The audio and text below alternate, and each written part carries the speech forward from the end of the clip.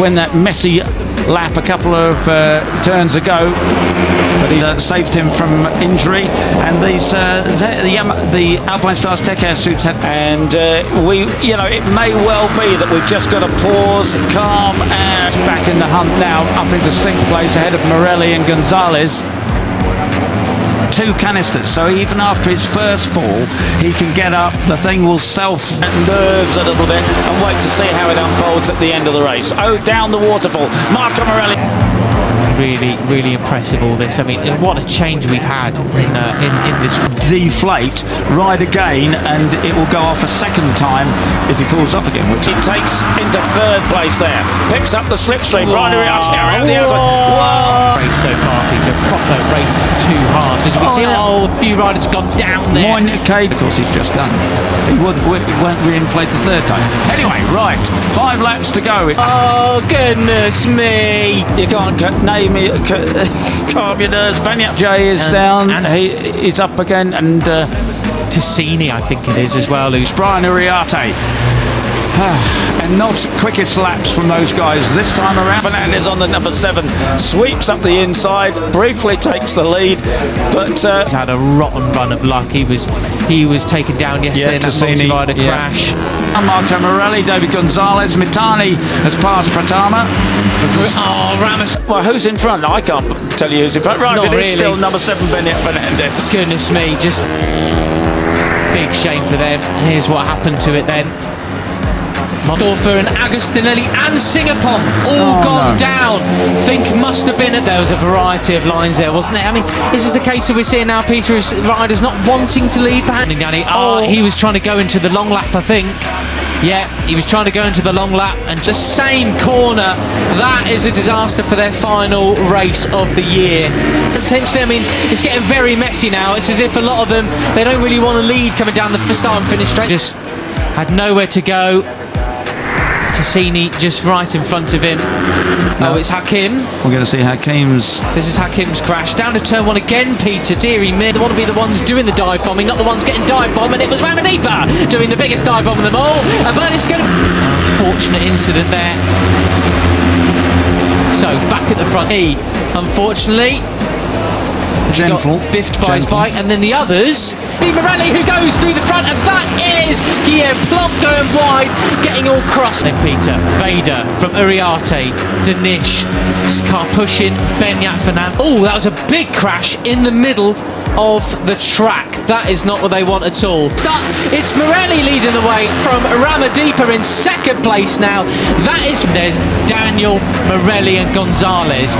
The front 7, 8 riders. But unfortunately, all like running away from it. Good to see. Getting up there. That's all we care about. Why then? They don't want to be the one that's getting dive bombed into turn 1. So we are seeing more silly sort of angst now starting to pull away a bit. Ramadipa in 9th. Carter Thompson and Danish at the end of the day. Exactly. Right. Back to the front. Here we go. Yeah, Brian Uriarte has the advantage. Ticks in the penultimate corners. There's another, a thinker we haven't talked too much about. I think it's back on lap penalty. Yeah, there we go. Long lap penalty for Danish. He did go on the green, so that he's the cup winner. He's the man to beat, and it's Marco Morelli who's trying to do just. In 11th place is the 54 Veda Pratama, and I can just imagine he is the sort of guy who's sitting. He's going to have to take it as soon as possible. He is really. There's just 7 laps that's going to be sitting there in the middle of the pack, not wanting to do anything too dramatic, and going to wait to see how things unfold. That. Just 3.5 laps remaining. Looking up the inside. 6 laps remaining. I wonder how quickly he'll see. He should come up on his. Carter Thompson's another one of those riders, I reckon, Peter. He was in 8th crossing the line, but found himself way up, guarding his line, looking for a potential overtake, thinking better of it.